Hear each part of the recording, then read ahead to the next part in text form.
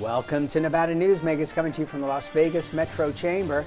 On the broadcast today, education, the biggest topic at the legislature and one of the biggest topics in Clark County. On the broadcast today, Amelia Pak-Harvey. She's the education reporter for the Las Vegas Review-Journal. For the whole show on an all-new Nevada Newsmakers.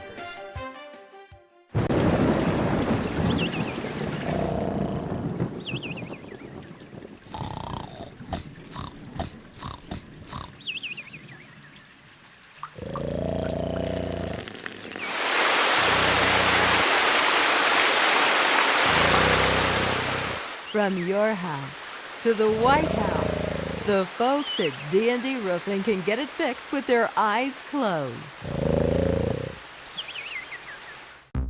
Retail's impact on Nevada's economy?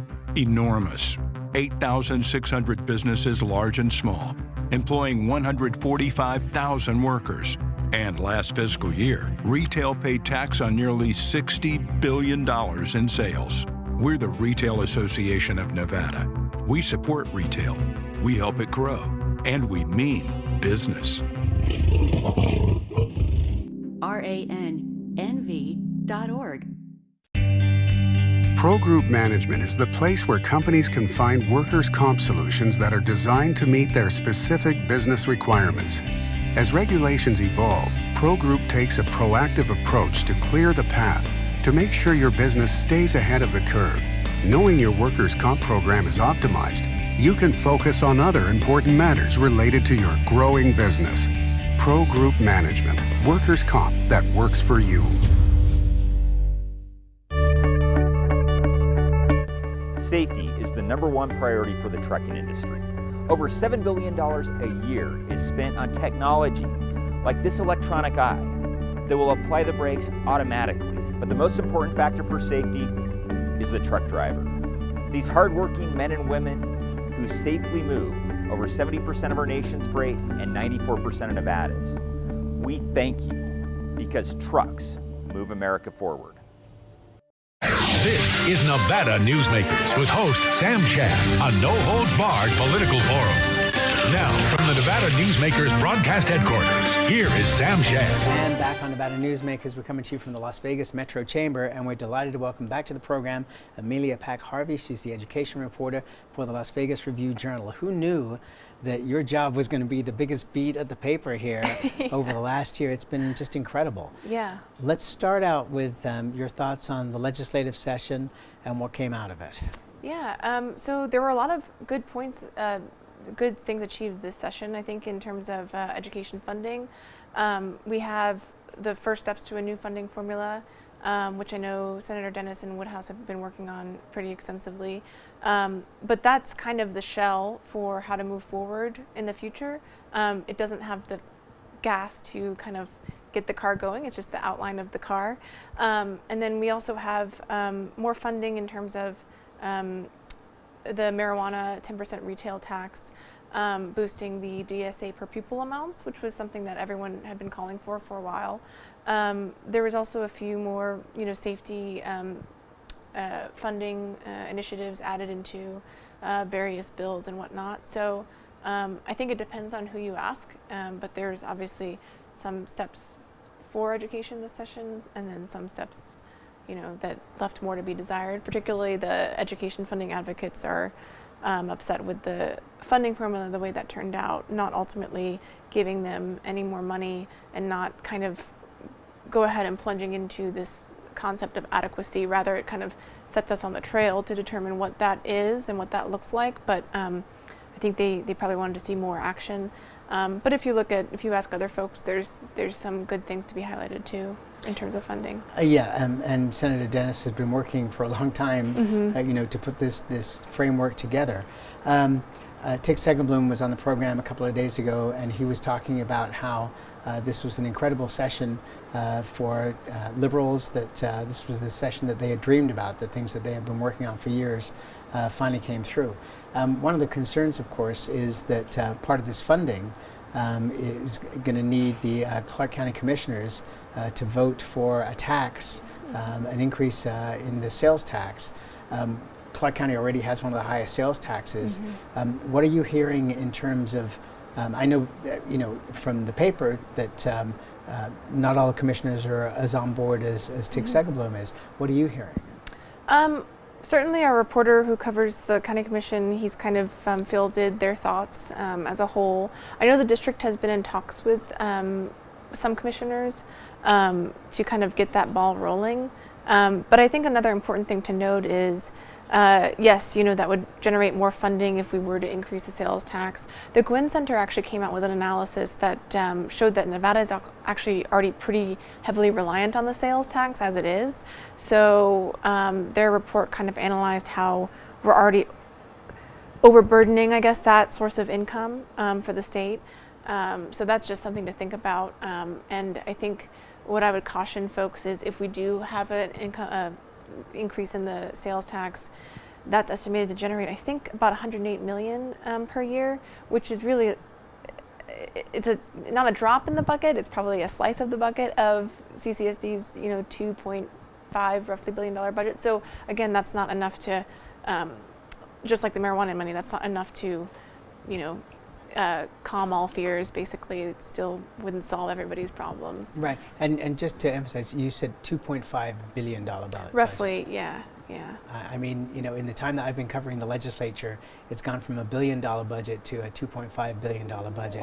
Wow. Education advocates, including Ruben Murillo of the NSCA, was advocating for a $1 billion increase in the budget. Do you think that there's any taste for that from what you've seen? I really don't think so. And I think there's something to be said about, I know there's a lot of frustration from funding advocates that we didn't go ahead and take that step. Obviously, $1 billion is a ton to ask for, and that's over $1 billion, every year in order to just adequately fund education. So we are light years off, but this was a first incremental step, with the funding formula.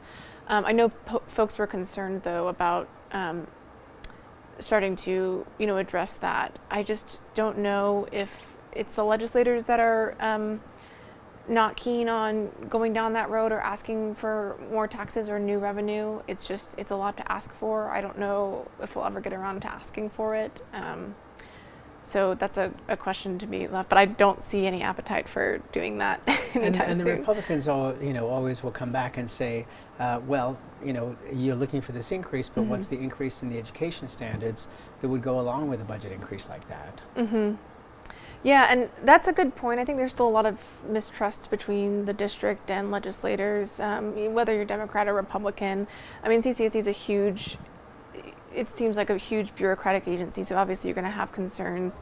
But I think what I try and tell folks is when you're already underfunding education so much, what else would you expect, I guess? That's not to make an excuse for it or for poor performance or whatnot, but it's hard, even for me objectively as a reporter, to measure our progress and whatnot when you have other states that are giving appropriate weighted funding to certain categories of students, etc. For instance, today I was at Rancho High School and they were able to absorb the loss of their dean cuts through weighted funding, and that's because we expanded weighted funding this session to 1 to 4-star schools. So just because you are performing well, you won't get that ripped away from you, which is a really important concept. And Rancho, which was suffering from losing that because they were doing so well last year, will now get that, and as a result, the deans aren't an issue. Losing the deans aren't an issue.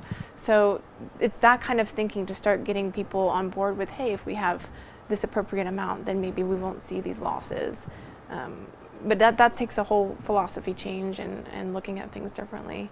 And it is a big ship. It is not something that turns around on a dime. Right. So going back to the election cycle, Christian Giuliani running against now Governor Sisolak. The unions, were split up on, who they were going to support.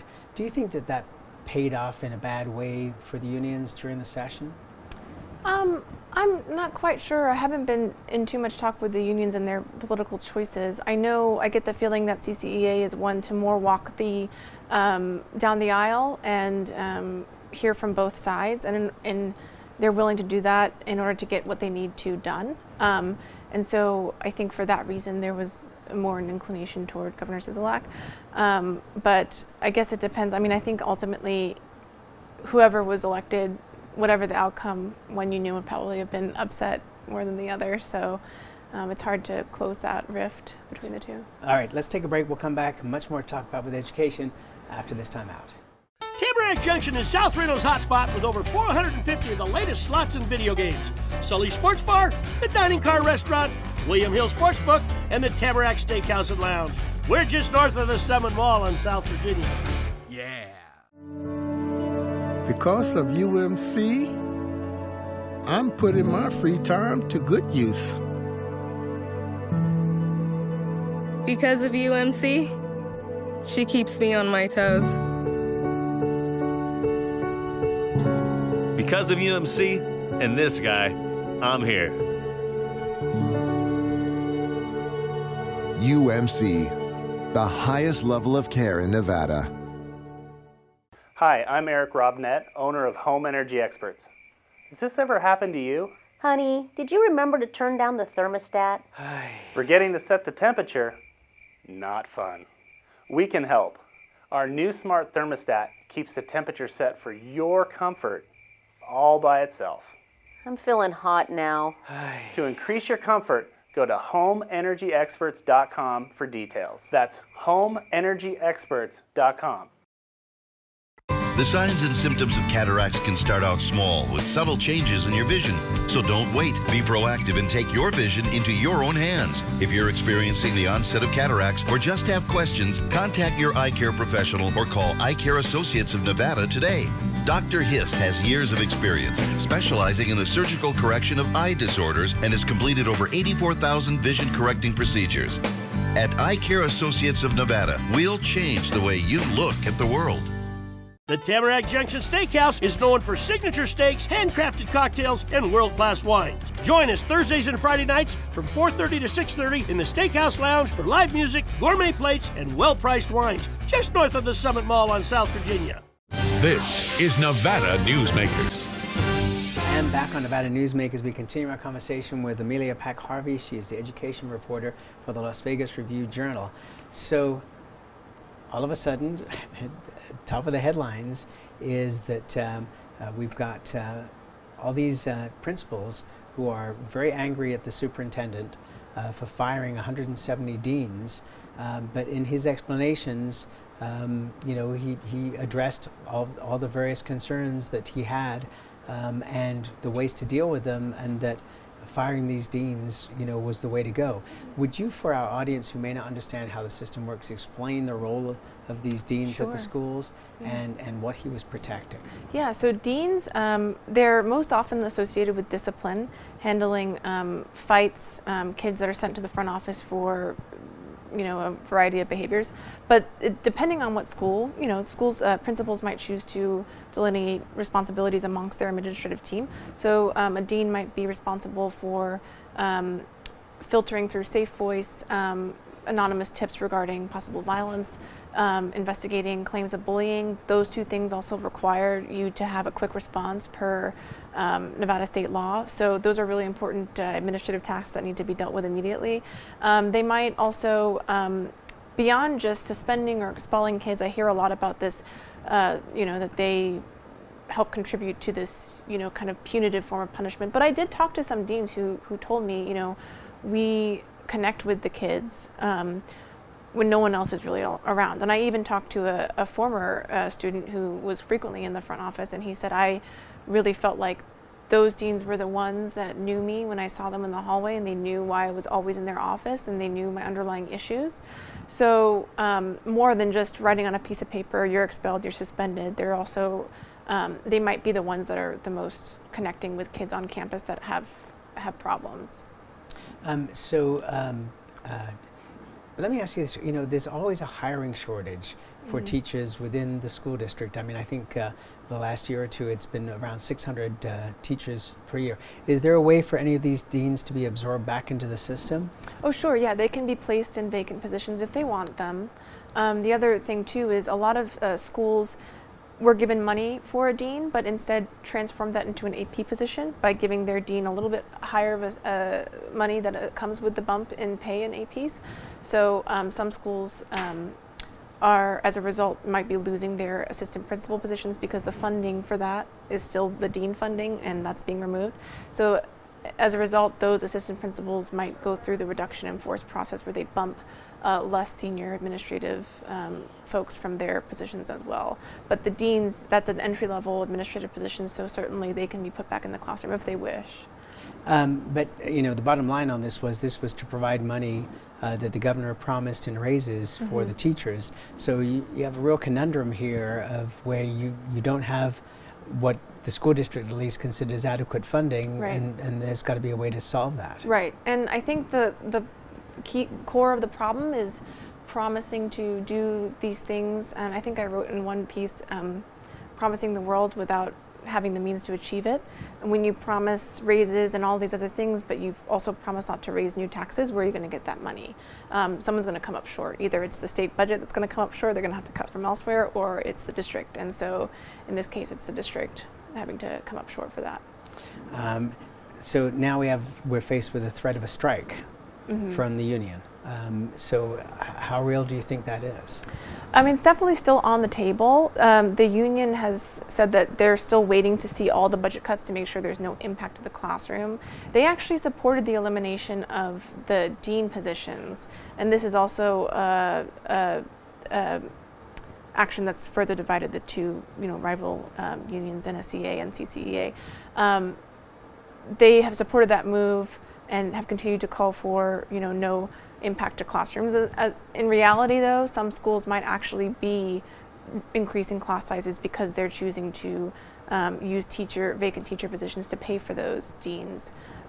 So some schools actually might see class sizes increase. And if you ask certain teachers, they also, certainly at the school board last week, they also claim that this is going to have an impact on them. How are they going to keep an eye on rowdy kids in the class, or how are they going to tell their kids that they can feel safe at school, all of that stuff. So it's still a very real possibility, and they haven't really taken it off the table yet. And I mean, obviously school security is a big deal in every neighborhood in the country. What are your concerns, or what do you see as the concerns for security at the schools in the Clark County School District? I think there's definitely a violence problem in terms of kids bringing guns to school on campus. That's been increased. So the question is, where are they getting those guns? Why are they bringing them to school? Is it gang related? Are they just scared? Are they being bullied? Those are the underlying questions that I have about the weapons. On a facility standpoint, if you go to a high school, there's 50 different points of entry. You can walk on maybe walk on through the field, walk on through the back door, walk on through the side door. So I know some principals are concerned with sealing down those points of entry to make sure no one can just waltz onto campus. But also, just the superintendent always says our kids are dealing with adult problems, and they really are. I mean, we're really dealing with a lot of kids with a lot of trauma, like scars, and I think digging beyond why they're fighting on campus, why it gets so bad that pepper spray has to be used, why they're bringing guns to school, why they feel the need to bring guns to school when they know it's not okay, where those guns are coming from. Those are all really key questions, and why all of a sudden this uptick in these incidents. Do you have any thoughts on that? I really am not sure. Metro is teaming with CCSD for their gang unit. CCSD police offered one officer to kind of work in conjunction with them. The police are always hesitant to say this is a gang, right. activity. But I think the shootings that we're seeing, particularly with our juveniles, our paper has written about, particularly in certain parts of the valley, needs to probably be explored more, and I'm sure police are probably doing that. But there's stuff that's happening off campus that's being brought onto campus, and then the schools are having to deal with it. So it's really unfortunate. All right, let's take another break, and we'll be right back. Dimitri Prine here for Design Outdoor. Come visit Design Outdoor's store and backyard to see our wide selection of fire pits, barbecues, and pizza ovens, natural stone water features and fountains, and frost-proof pottery. Our store and backyard are located at 11600 South Virginia, just north of DeMonte Ranch Parkway. Visit designoutdoor.com or call us at 851-9499. One of the most psychologically damaging things parents can do to children in divorce is disparage one another, which is why I can't believe I even have to make this commercial. Half of your kids' genetics come from this person you're spewing hate about. Your children have the right to love you both, but more than that, they deserve to love themselves. Marilyn York might be a men's rights divorce attorney, but this is for every selfish parent. Shut up!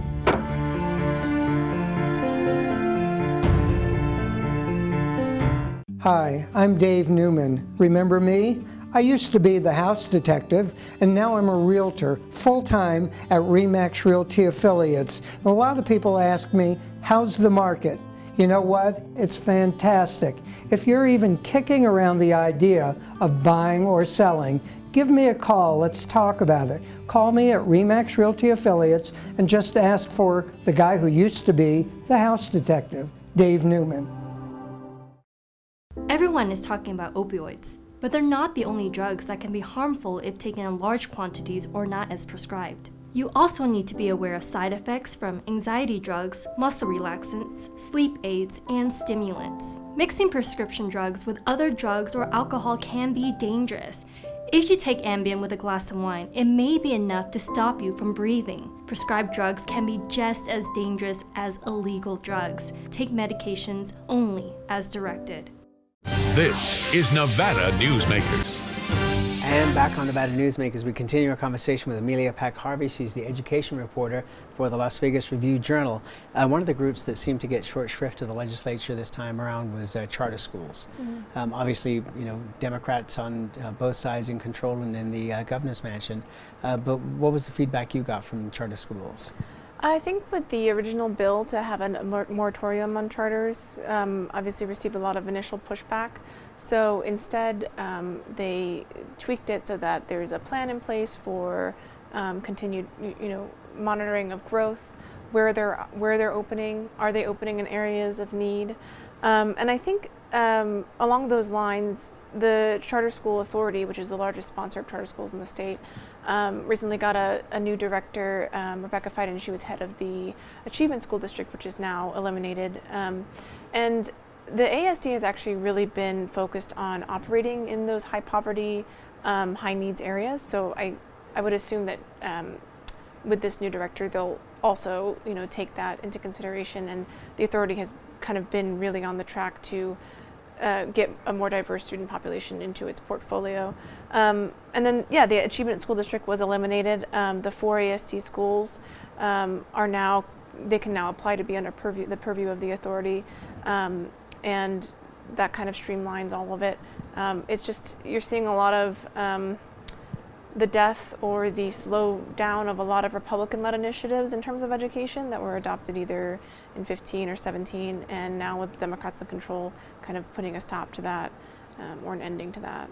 Yeah, it seems like what you're saying is blowing up some of the arguments against charter schools, which is that they are looking to be more diverse. Mm-hmm. And I mean, you look at schools like Andre Agassi. Mm-hmm. It's an amazing school. Mm-hmm. Yeah, and they're part of the ASD, and that ASD again, their philosophy was to take over in areas that needed it most. So that's hopefully the new vision of the authority as well. If you go back about 5 or 6 years, one of the biggest problems in the school district, as far as an outsider could see, was hunger. Was that kids literally did not have enough, in certain areas, did not have enough food to eat, and were actually stealing ketchup packets to have food on the weekends. Has that situation eased? Has that gotten better?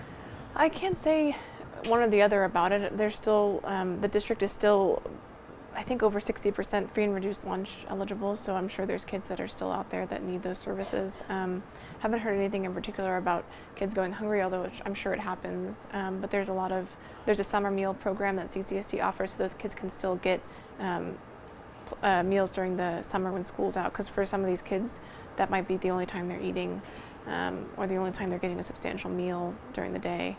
As you look at the education system in Clark County, are you optimistic at this point in time because of what happened at the session? I would say cautiously optimistic. I have very high standards for myself and for what I cover. So I think we shouldn't pat ourselves on the back for everything that was accomplished this session, although it certainly happened as a result of a lot of hardworking people over decades. But I think rather than resting on our laurels, there needs to be conversation about adequate funding. How are we going to get that adequate funding? What new sources of revenue can we raise? Because to be honest, we can't come up with over $1 billion annually without either stealing it significantly from somewhere else or having some kind of new revenue. So there needs to be that conversation. I think I worry with the biennial way that the legislature is set up, that who's to say in 2 years that everything we accomplish this session will be undone, just like we saw the Republican initiatives undone this session. In the next biennium, are we going to see still no movement in terms of adequately funding education, and how long will it take to get that going? And especially the second year of the biennium is a much bigger hole than there is in the first year of the biennium. Yeah. Yeah. And that's where we have to leave it. Thank you so much. We really appreciate your coverage. Anybody that isn't reading you should be. It's Amelia Pak-Harvey in the Las Vegas Review-Journal. Thanks again for coming in. Thank you. And we'll be right back. A bird's eye captures its surroundings at different heights. At Brian Kulpa Photography, we can make your imagination soar over buildings, parks, cityscapes, and beyond. Brian's images tell the story and get the job done. If you need a new perspective to tell your story, contact Brian today. Brian Kulpa Photography. Experience the bird's eye view at briankulpaphotography.com.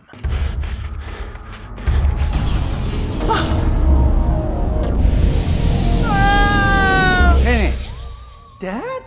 Are you learning? This place is great. Huh? You gotta try this.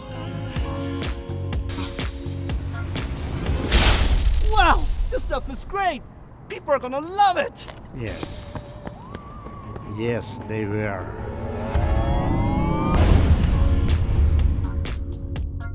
St. Ives Florist, for every holiday and every special occasion. For romance.